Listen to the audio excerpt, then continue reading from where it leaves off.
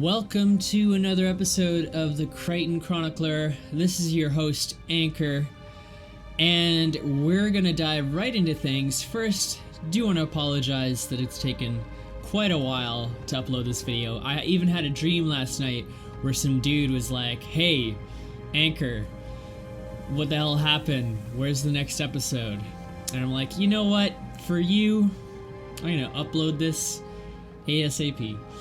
But anyhow, I did run into a few technical errors while making this episode. My computer is a piece of junk, and the software, I don't know if you've used Windows Live Movie Maker. I've complained about it in the past.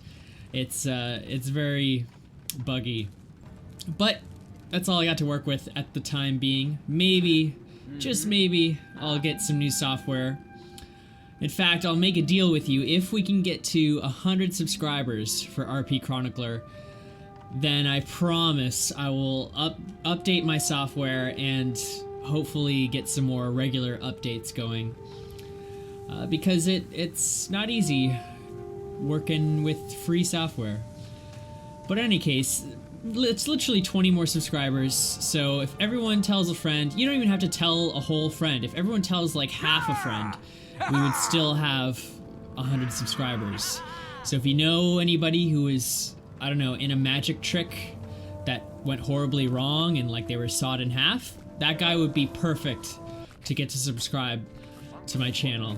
And even tell your grandma if she's on YouTube. I'm sure she'd love it. But in any case, I should probably at some point talk about the actual role-playing that's going on, so I'm going to jump right into that.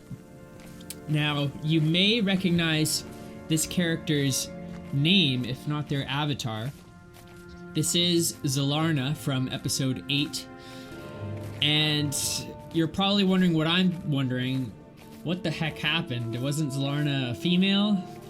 And that's something I didn't even actually notice when I was playing this. It had been so long since I actually roleplayed with this character. I hadn't seen them since I did that episode. So I actually forgot, and I started to second guess myself, like, oh, maybe they were male all along, and I just, you know, for some races it's hard to tell female from male, and maybe I just got confused. But no, I went back and watched that episode, and they were, in fact, female. But however, it didn't seem that important because their gender really wasn't relevant to the story that we were telling. I mean, it's not like Eckhart was taking her out to dinner or anything. So it didn't matter at all. And furthermore, because it's a Sylvari, if you know a little bit about Sylvari, you'll know that their gender is really basically superficial. It's mostly for aesthetic purposes. There's no actual difference between male and female Sylvari because they don't reproduce sexually. So it wasn't, you know, too out of place for this player to change the gender of their character. But it is in fact the same player and the same character, as we'll get to know. And Eckhart was just asking Zelarna there what he's been up to since they last saw each other. But since I didn't actually notice the difference in gender, I didn't ask them their reasons for changing it up. But I'm sure they had their reasons. But in any case, this was completely spontaneous, running into Zelarna like this. I did not expect to meet this player. What happened was I finished up with my exploration of Holbrack. I decided it was time to start exploring and to send Eckhart onto his next destination, which is the Black Citadel. And just as I left Holbrack, I ran into Zelarna, and I was completely surprised, just as surprised as Eckhart was to see this familiar face. And it was very fortunate because it meant I had someone to team up with on the road to the Black Citadel. But to give some backstory to what Eckhart was doing in Holbrack, if you saw some of the bonus footage that I uploaded previously, Eckhart did run into a Norn engineer, and this is an actual player character engineer. And I realized that they were a role player because they were role playing with someone else, with another Norn character.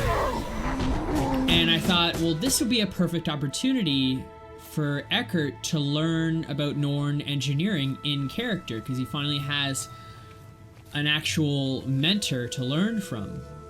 So I approached this character. I, pointed out that they were an engineer and that Eckhart was hoping to learn Norn engineering. And I kind of explained to the player at the same time, out of character, that really I wasn't expecting too much from them. I didn't expect them to devote this amount of time to actually role-playing with me when I'm sure, they have other people that they want to role-play with. Really all I wanted was the ability to point to that character and tell other people that this person, this real character in the world, is the one that Eckhart learned engineering from. This is a real mentor in Eckhart's life. Because I felt like it would give the world that much more realism. Because I could be talking to someone else and I might mention that, while I was in Holbrack, Eckhart was studying under this Norn named Gunnar Bronzor. And if they're also a role player, they might recognize that character and they might have a connection with that character. And so then a light bulb's going to go off and they're going to think, I know Gunnar Bronzor. He and I used to be great friends back when we were children. And so you create this community and this sort of, what do they call it? It's the 6 degrees of separation. They say that everyone can be connected to everyone else through 6 degrees of separation, through 6 people. So like, you have a cousin who used to work with a guy who used to go out with a girl who babysat for some guy who is the nephew of the president of Uzbekistan or whatever. So basically the idea is that everyone is connected in some way, and I like applying that to the role-playing community. It really helps get your character into the world and into the mythos of the role-playing community, because you might know someone who knows someone else and they might know someone else, and so it feels like this is really a connected community with lots of different characters who are all interconnected. And so that's why it was really important for me to find a real player to act as Eckhart's mentor, just simply for that reason. I mean, I know in the past when Eckhart went to Lion's Arch, I really just sort of made up a character and told everyone that guy was Eckhart's mentor. And really it was just an easy way to explain what Eckhart was up to while he was in Lion's Arch and while I was, away from the game, just imagining what Eckhart's doing when I'm not actually playing. However, it didn't feel as realistic because Eckhart was the only person, he's the only player character who knows about this other engineer. And so that made that engineer feel less real. Whereas Gunnar Bronzor, everybody, well not everybody, but lots of people have played with this character. They know about this character, so it feels more real. And so now Eckhart, what he's doing, he's just catching up with Zalarna on what he happened to be up to since they met at Lion's Arch. And just in case you forgot, what happened in the 8th episode was Eckhart was looking for supplies and resources so he could help rebuild, or help other people rebuild Lion's Arch. And so he hired Zalarna to help him. And Zalarna, you may recall, was there in Lion's Arch escorting some saplings who were unfortunately killed during the battle. And since then he's kind of been wandering around, which is why, that was his explanation anyways, as to why he was out here in the Snowden Drifts. And so Eckart's kind of just finding out what Zalarna has been up to since then. And here what Zalarna's mentioning is a friend of his who turned to the Nightmare Court, which is the evil faction for the Sylvari. And I believe that this is a reference to the in-game storyline. If you play Sylvari, I think it's one of the quests you have to do. You have to convince this friend of yours to keep them from joining the Nightmare Court. I don't know too much about it, but that's kind of the gist of it. But you can see here that Zalarna has incorporated that in-game quest into his character. It's a part of his character, similar to the way that Boston Gray in the first episode used the attack on Queen Jenna as part of his character. You know, it was a mission that he was sent on, and it made sense because he was a member of the Order of Whispers, so it would make sense that he's done missions for them and so on. Oh, and I have to apologize. It is winter, not only in the game, but in real life. So if my furnace goes off unexpectedly, don't worry. My house isn't crashing. It's just a really loud furnace. But anyways, as you can see here, he's also mentioning Eckhart's asking Zolarna about his deer heart. And now I wasn't really sure if this was a real player character that he's role-played with, or if it's just an NPC that he made up, similar to the way Eckhart might talk about his parents, even though his parents aren't real player characters, they're just NPCs I made up. But it doesn't really matter too much. Really, it's just backstory for your character. It's important to have some kind of backstory, just so that you can explain your character's motivations and their personality and where they come from.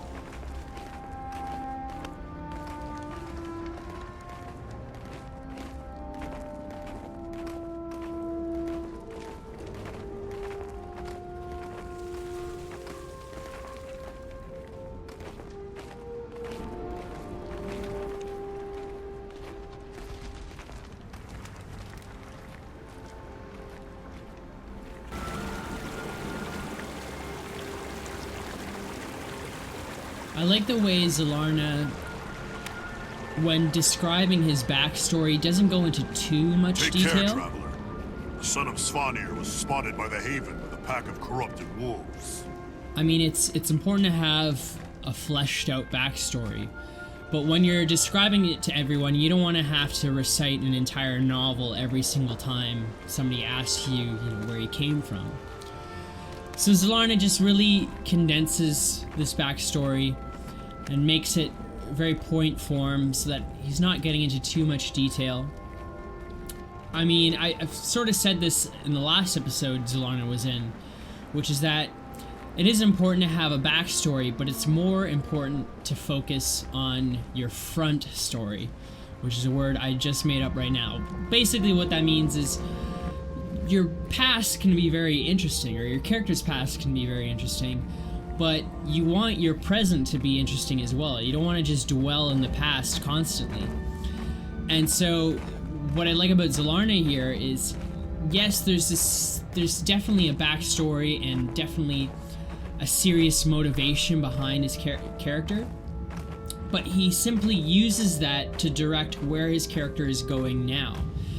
And he explains, that's the reason he's been wandering around, exploring the world, he needed to get out of the grove. He also explained that that's the reason he joined the Vigil, because his dear heart was killed by Zaitan's minions. So it made sense that he would want to seek some kind of justice or revenge by fighting Zaitan's minions and joining the Vigil. So instead of dwelling on, the backstory, he's turned it into his front story and made it more about his present. And here Eckhart is just explaining a bit about wardrobe. I mean, I really like when characters go into detail and explain the reasons behind, how they appear and what they're wearing. And Zolarna even went into detail, like explaining where he got the helmet and how it was connected to his past. So it wasn't just a random helmet that he's wearing for defense. It has symbolic value to his character. This represents his service to the Vigil.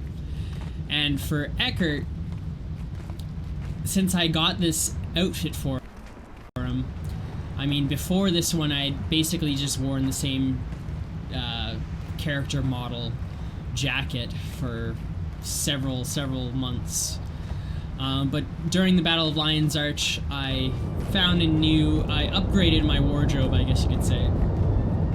But I thought it would make sense to come up with a bit of an explanation as to where he got it.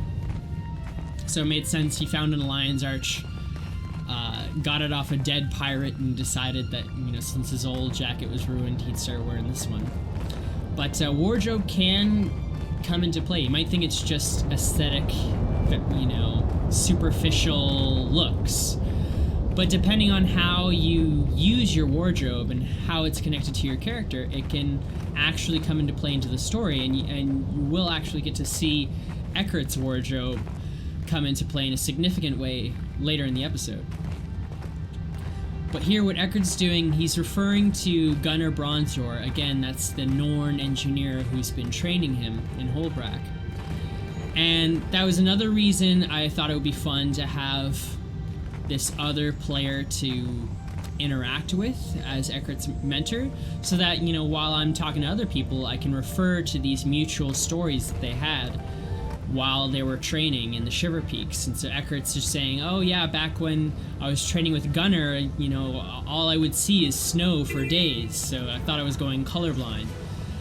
And that's just like a funny little detail, little piece of information that fleshes out the character and makes it feel more real. I dare you. Hit me. But of course, when I approached Gunnar Bronzor's player,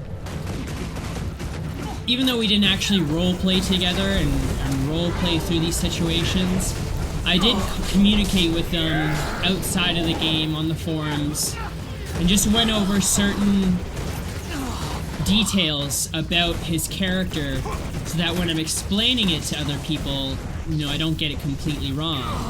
And it's just basic stuff, like just to understand if Gunnar Bronzor is going to be teaching Eckhart, then exactly what kind of teacher is he going to be? Is he going to be really strict?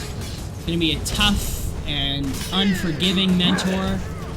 Or is he going to be more friendly and encouraging and much more polite? And so those are just the things we discussed so that when I'm talking to other people about Gunnar Bronzor, I make sure that I get it right and that I describe him accurately when I'm talking to other people.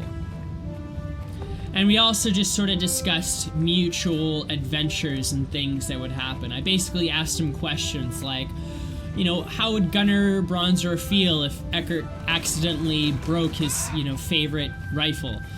That sort of thing. Like, how would he react to this? How would he react to that? So that we kind of had a mutual understanding of what their experience together would be like. I dare anyone to take a swing.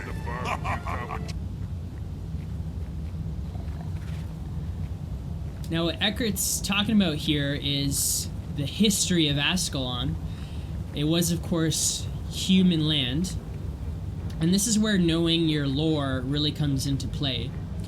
Because, as I've said before, it is important to have at least a bit of an understanding about the lore, especially the lore pertaining to your race, because your character's going to learn about it at some point in their lives. If growing up throughout their childhood, they're going to hear about things. They're going to hear stories about the Char and the things that they've done to humans, or if you're a Char, you're going to hear about humans and the things that they've done to Char.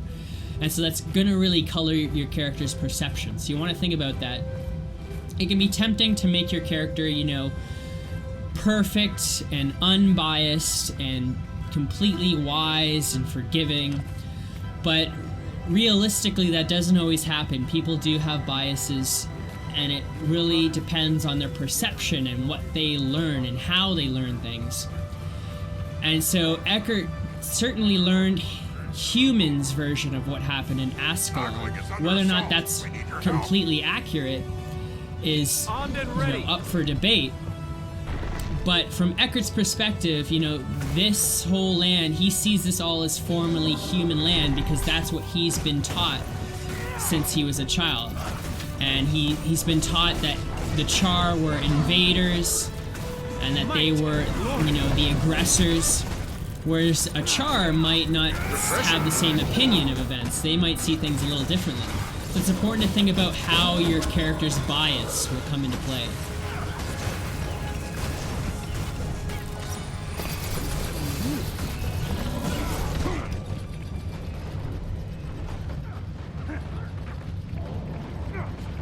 I need help. Now, if you missed the NPC's dialogue back there, what happened leading up to this battle was there was a group of human separatists, because there are still humans living in Ascalon, and as you can imagine, they're not too happy living under the control of the Char. So many of them turn to rebellion, and they become separatists. And so what was happening is they tried to sneak this crate into the Char settlement here. Unfortunately for them, the Char realized what they were up to and stopped them at the gate. And they realized that inside the crate was this giant, which the separatists were planning to unleash on the Char.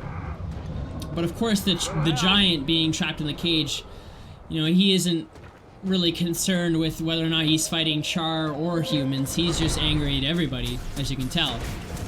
So it turned into this pretty big battle, and it started off with really just me and Zelarna and one other player. But like with most of these big dynamic events, the event just got bigger and bigger as it went on, as other players started coming along and jumping in on the fight. And it really gave this realistic sense that you were in a very intense battle and a very dire situation, which is perfect for a role player. It's great story fodder for a role player. Oh, my leg.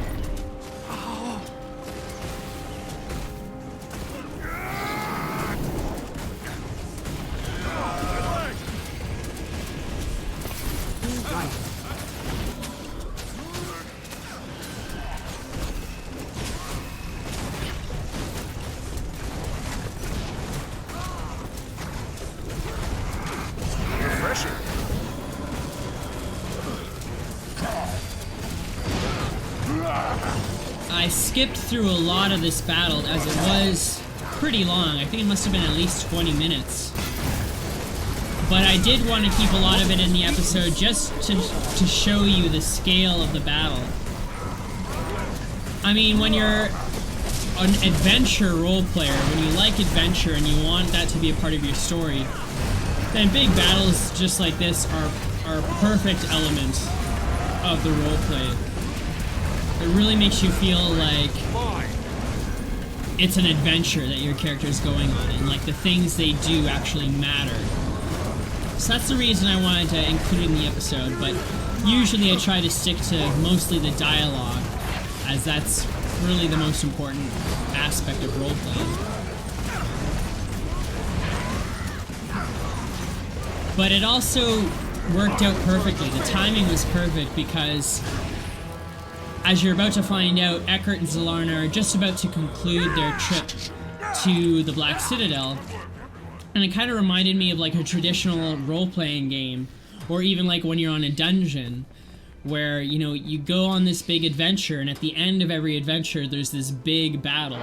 And so it really felt like this was the boss battle for this episode.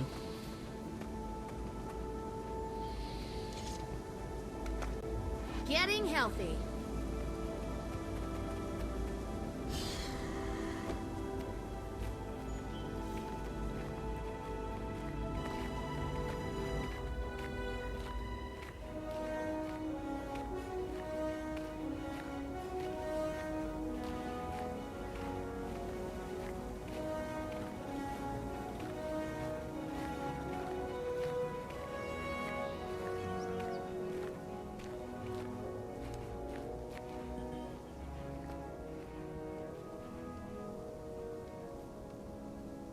Ah.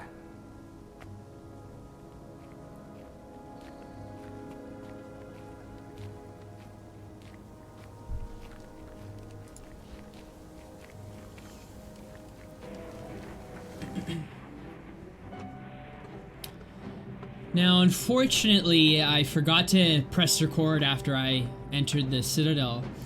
So you missed the goodbye between Eckhart and Zolarna, but not much happened. They got into the city. Eckhart was completely inspired by everything around him, and they said their goodbyes. Eckhart thanked him for helping him on the journey, and they hoped to meet each other again. But this was shortly right after that, as Eckhart was sort of walking along the street. And what I started to do was, even though I didn't have any role players to interact with, I just started role-playing kind of on my own by just saying things out loud. You know, Eckhart kind of talks to himself sometimes. And I also would enter some emotes of, you know, Eckhart's reactions to things. Like, oh, Eckhart stops to appreciate the architecture, blah, blah, blah. And I also started emoting on behalf of some of the NPCs and just sort of pretending that the random NPC char in the area were reacting to Eckhart. So I'd write things like, you can see there, you know, Eckhart gets threatening stares from char all around. And things like that. I would even pretend that Eckhart was getting shoved by some of the char, because you can see there's some NPCs that just sort of patrol the area. So I'd pretend that as they're patrolling, they kind of just push Eckhart absent-mindedly out of the way, like he wasn't even a person. And so as I was doing this, another role player noticed that I was doing this, and they kind of whispered to me out of character, and they kind of pointed out, like, you do realize it's not a good idea for a human to be walking around alone in the Citadel. But as I explained to them, like, even though I realized that, Eckhart isn't me, you know, he's a separate person from who I am. He's similar to me, but he's different. He doesn't know and see things that I do. And so it made sense to me that he wouldn't think about the realistic hostility that he would expect from a char. Because so far, all the char he's met have been quite amicable, you know, like Nihilus and Hathor and Keela. You know, they've all been relatively nice to him, or at least tolerant to them. And so that's really affected his perception of char. He hasn't met too many who still see humans as, you know, their mortal enemies. So it made sense that he would be a little naive and just walk into the Citadel. And you can see here, Eckhart's wardrobe is coming into play yet again, because as Leoth points out, the Separatists are a very big problem for the char in this area. And they all happen to wear very similar clothing to what Eckhart's wearing. As he explains, very earthen clothing, very brown and dark yellow type colors. As well as the mask. The mask really makes him look like a bandit. But as I explained to Leoth, you know, Eckhart's just wearing the mask because he was in the Shiver Peaks. You know, it's cold. He wanted to protect his face from the wind, like a scarf. So, you know, even though his reason was purely innocent, it ended up making him look very suspicious in the area. And so I really like that this player paid close attention to certain details on Eckhart's person. And it really gave more information to the story.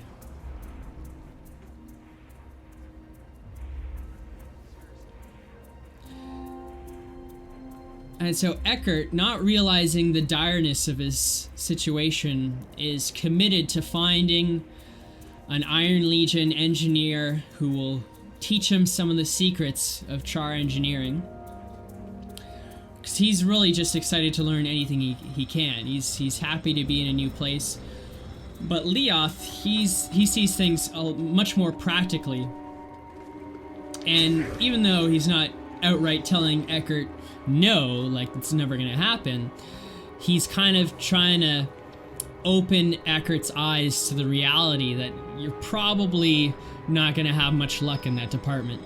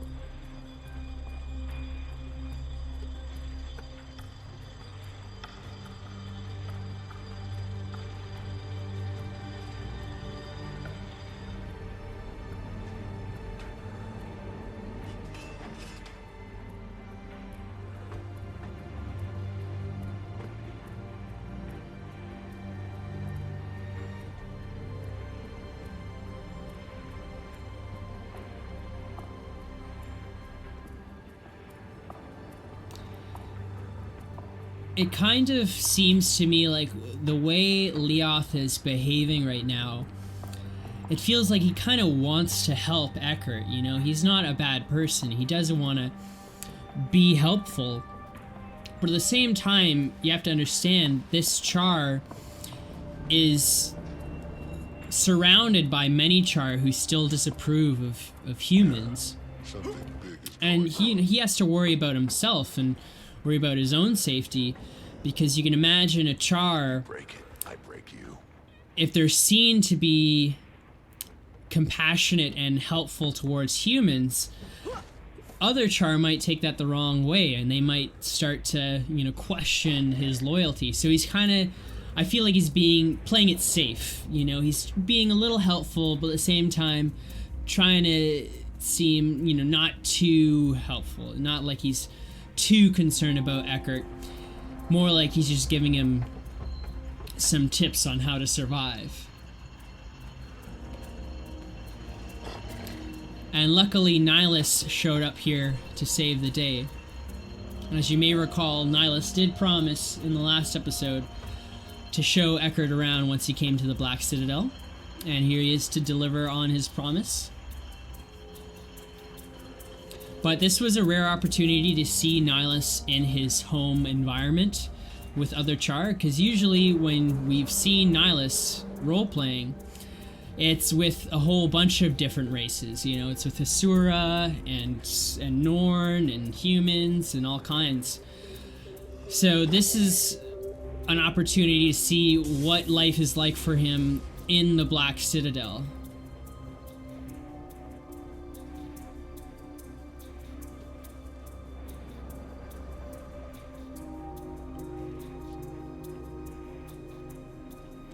And I also made a throwback reference to Livia back from episode 2. You may recall that her father was a trader, and he used to trade in the Black Citadel, and as she explained, it wasn't a very friendly place for humans to be.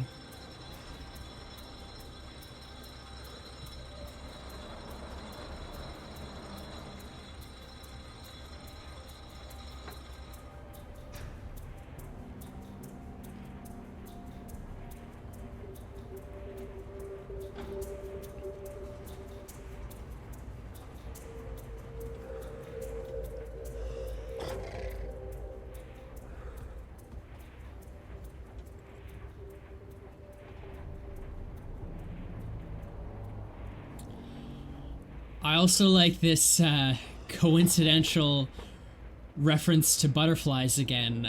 If you noticed earlier when Eckhart was asking Zalarna whether or not Sylvari could fly, and he's like, you know, we're not butterflies. So a lot of people seem to have problems with butterflies in this episode.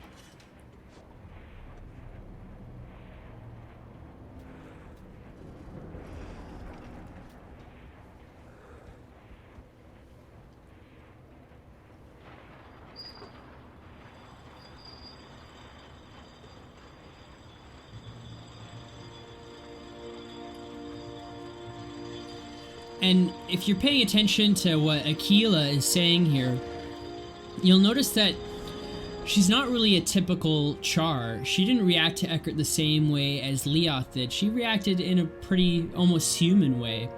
And as she kind of explains a little bit, you know, she mentions, I'm not like other Char. She doesn't get into too much detail about what she means by that. But just as Eckhart was trying to figure out, you know, what she meant and, you know, what she meant by not being part of the legions, this other Char kind of barged in. So on the one hand, it was unfortunate that I didn't get to ask Aquila those important questions, but at the same time, it was exciting to have that interruption. I mean, it made the conversation more dynamic, it made it more unexpected. And really, whenever I'm having conversation with anyone, I'm secretly hoping for something like this to happen, for some kind of event or conflict to take place.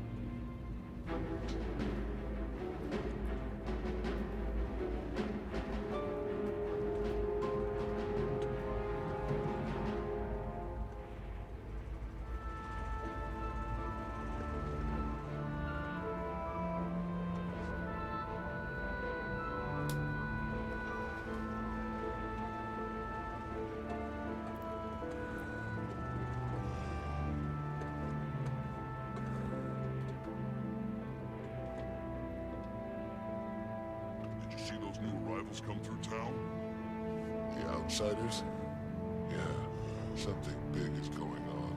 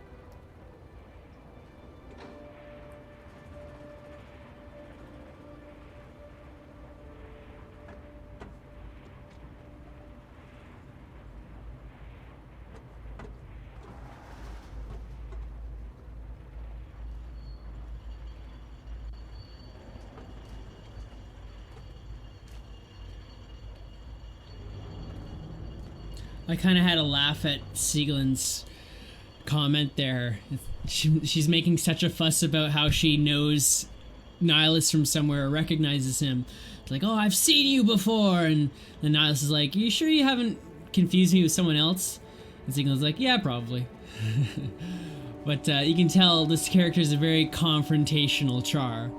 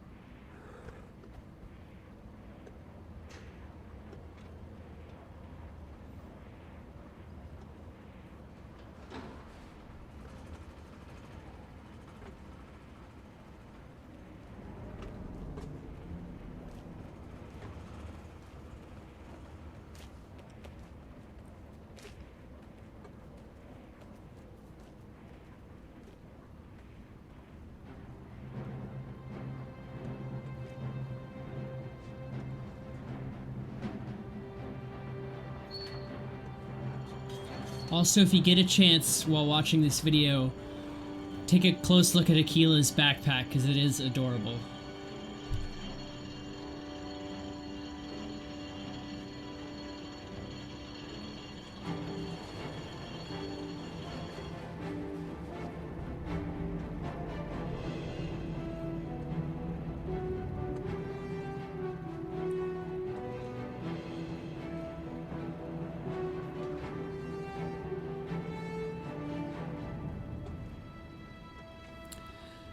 So I mentioned this in the past, but what I did there is I accidentally typed in the wrong word.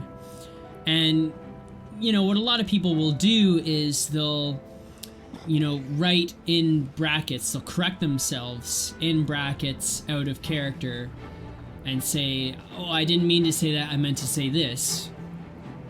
But as I mentioned, people say the wrong thing all the time.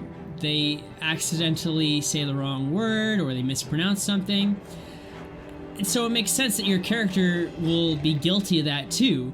So what I did there is I figured Eckhart's under a lot of pressure right now. He's kind of intimidated by this big Char. So it makes sense that while he's very nervous, he might say something silly or say something that doesn't make any sense. So what he said there was, oh, I have many Ascalonian descendants, which wouldn't really make sense since he, you know, as far as we know, hasn't had any children yet. So he corrected himself right after that and said, oh, what I meant to say is ancestors. So even though I personally made that mistake, I didn't mean to say descendants, I just sort of owned that mistake and incorporated it into Eckhart's dialogue, and I thought it made it funnier and more realistic because he's nervous, and it made him seem that much more nervous.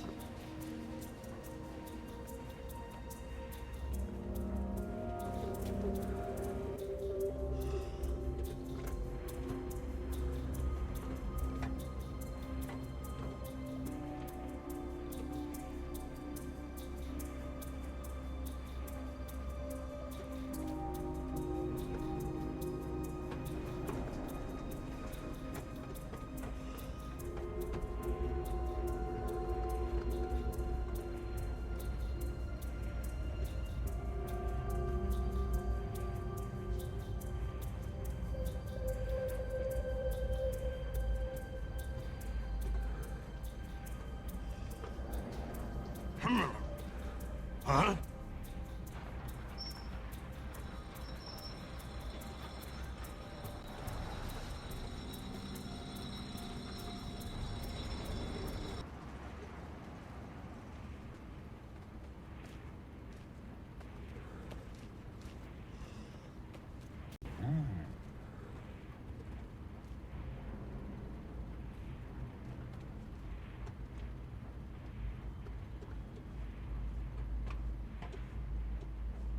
Talk to me.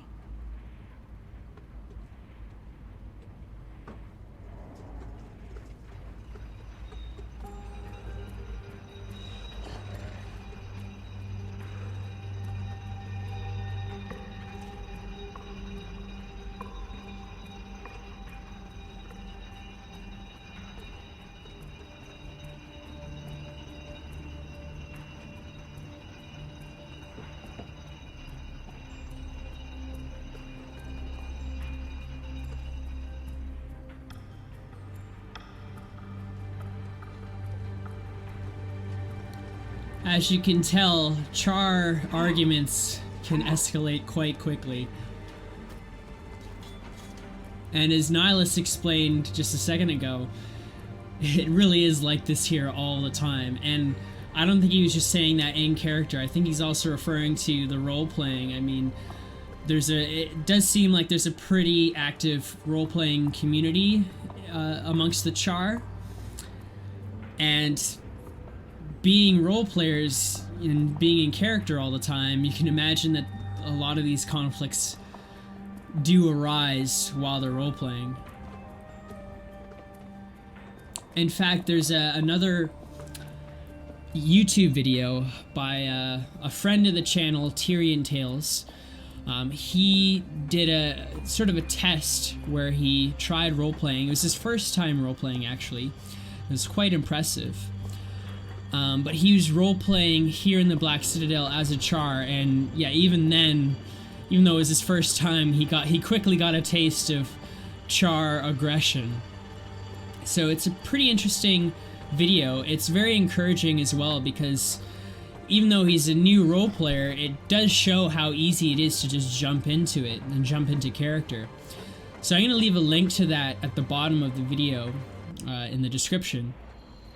So I do recommend you check it out if you want to see even more examples of Char roleplay. But there is a lot of dialogue that's going on in this episode. So I'm gonna pipe down for a bit, let you enjoy the story.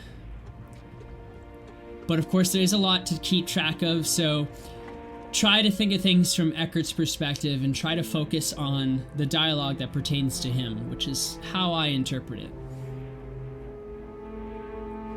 And I was lucky that Sieglinde sort of started to join us. I mean, I was, as you can imagine, from Eckhart's perspective, I thought, you know, this is going to be a very antagonistic character, but as you soon realize that this character is just very confrontational. Well, that doesn't mean that they're a bad person or that they actually dislike you. As Sieglinde explains, you know, she doesn't really hold a grudge against humans. She's just kind of confrontational with everyone she meets. So she actually managed to join us for a bit, which I thought was very nice. I thought she was a really interesting character to get to know.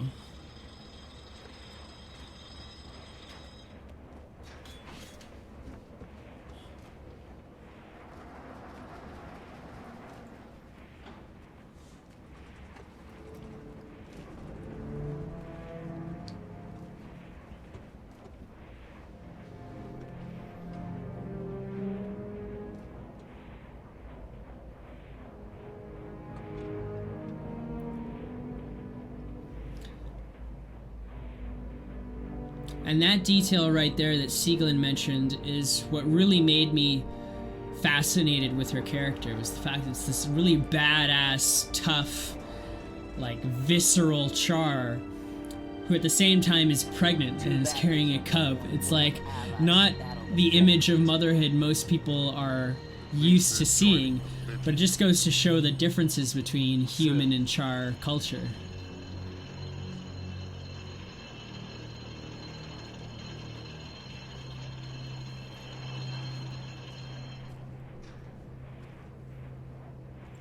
And there was a moment there where Sieglinde had lifted up Eckhart just to kind of examine him, almost like he was like a toy or something.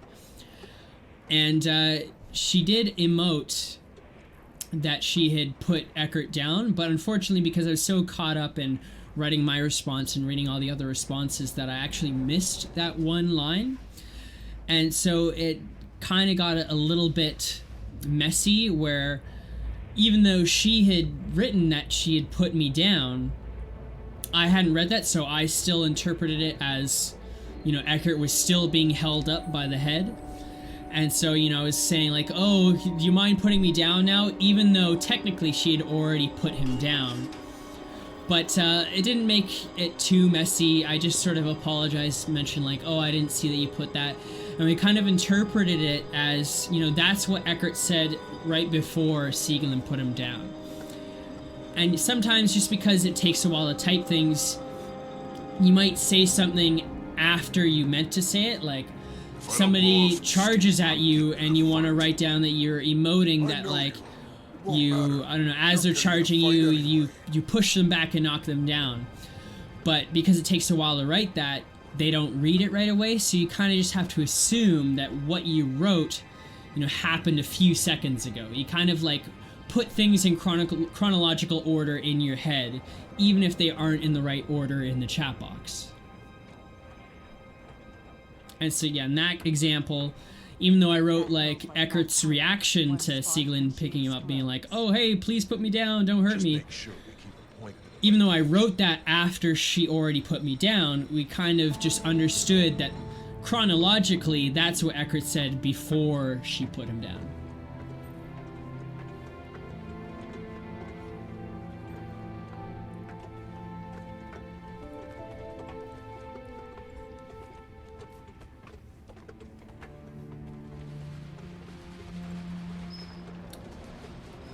Oh, and here you'll probably recognize Keela, who we got to link up with.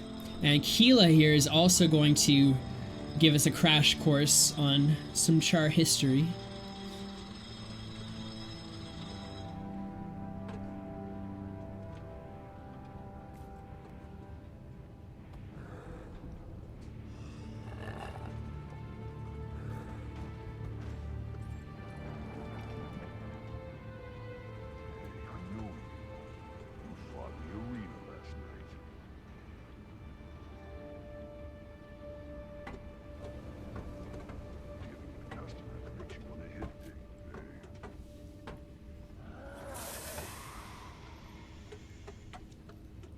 And I don't know if you were paying attention to my cursor there, but you see Eckhart kind of turns around, he sees this new Char walk up who's wearing the goggles there, the tourist Scorchtail.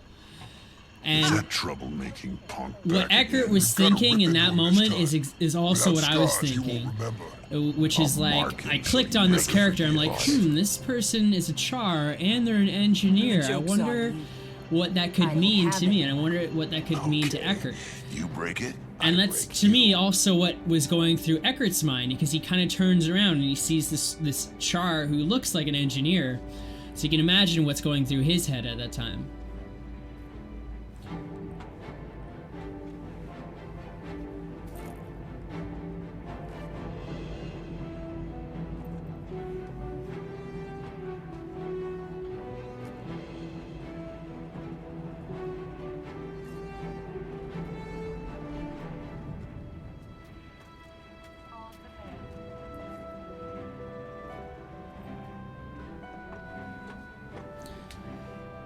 Now, the thing I like about the Guild Wars 2 lore is that even though it's a fantasy, you might think that because it's a fantasy, it can just kind of ignore the problems that ordinary people have in real life.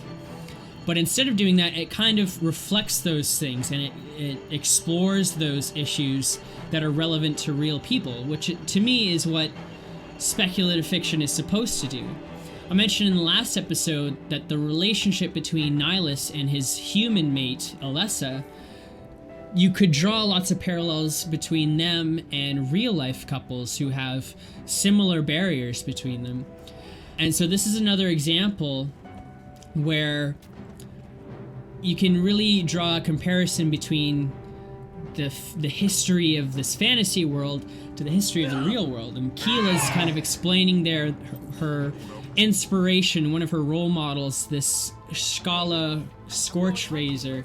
I'm not sure if I'm pronouncing that right, but in any case, as she explains, the Char females used to be, they were basically used. They were basically subjugated into being, you know, baby factories and caregivers. And it wasn't until this particular Char, Kala Scorch Razor, now I think I'm pronouncing it right, Kala Scorch Razor, she sort of rose up and rebelled against the Flame Legion who were in control. And she proved that, like, female Char can be just as badass as the males, or in Keela's opinion, even more badass. And so you can definitely draw comparisons between that and the real world as well.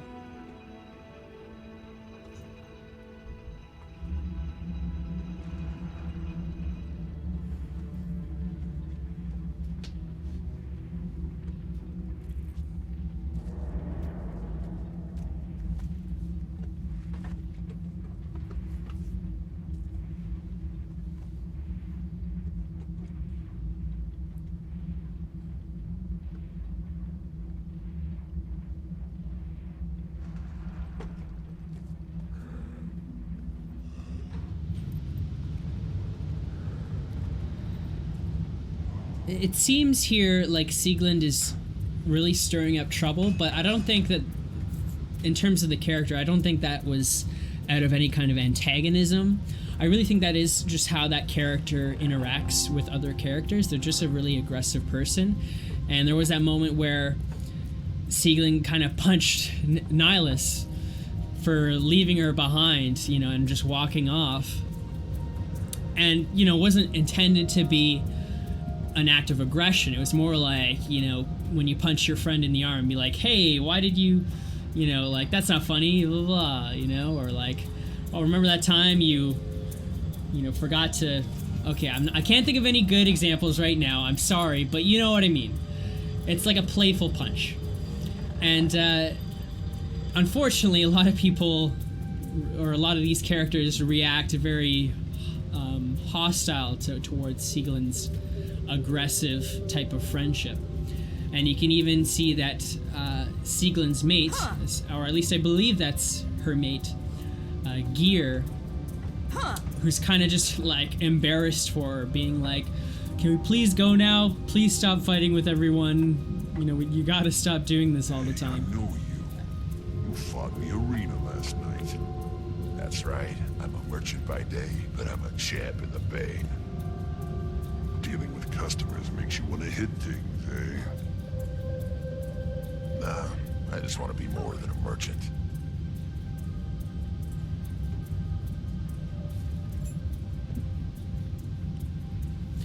And another example of Aquila being not a normal or typical Char, because she's also making these same observations that Eckhart's making. She's like, oh, this is a very strange and interesting community, which to me says that she does not come from this community. She's also just as much an outsider here as Eckhart is. You break it, I break you.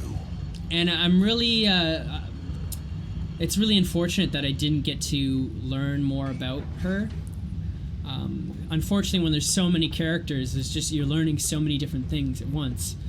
But looking back, it was interesting to see that this player had created a character that wasn't very typical, and that they did kind of stand out. And you can make certain observations if you pay close attention to this character, and you can learn certain details even without them just flat out saying, "Oh, I'm not from the Citadel." They just play their character so accurately that if you pay attention, you can discover certain things about them. So I've definitely come to the conclusion that Aquila is some kind of outsider. Maybe she wasn't raised in the Citadel. Maybe she wasn't even raised in Ascalon. She could have come from somewhere else in Tyria, and this could be her first time to the Citadel, as far as we know. Going out for some food? Maybe. I'm going hunting. Let's see what I catch. Is that troublemaking punk back again? So every time we left to go to the bar, which is called the Serrated Blade, I'll mark him so we he kept, never you know, forgets. running into more Char and having more conversations and getting into more conflicts, which, as Nihilus explained, you know, that happens a lot in the Citadel. But if you want to find out whether or not we do eventually ever make it to the bar, then I will be uploading some bonus footage that takes place after this one. Unfortunately, just so much happened this episode, I couldn't fit it all into one. But I'll upload some bonus footage, and you can see what it's like to be a human character role-playing in the Black Citadel.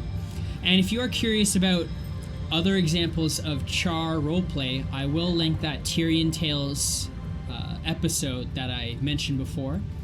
It's really interesting. It's also really encouraging if you're a new role player to see someone else at their first attempt at role playing and kind of learn what they do well and what mistakes they might have improved on. And I thought it was really fascinating. It really warmed my role player heart to see someone who's new to role playing give it a shot. And of course, if any of you have your own role-playing videos that you want to share, please let me know, and I'd love to share it on the next episode of the Krytan Chronicler. But in any case, that's the episode. Once again, I'm Anchor. This has been the Krytan Chronicler. I hope you've enjoyed this episode, and I hope you enjoy the next one as well. Take care. Oh, and remember to keep on role playing. That's my catchphrase.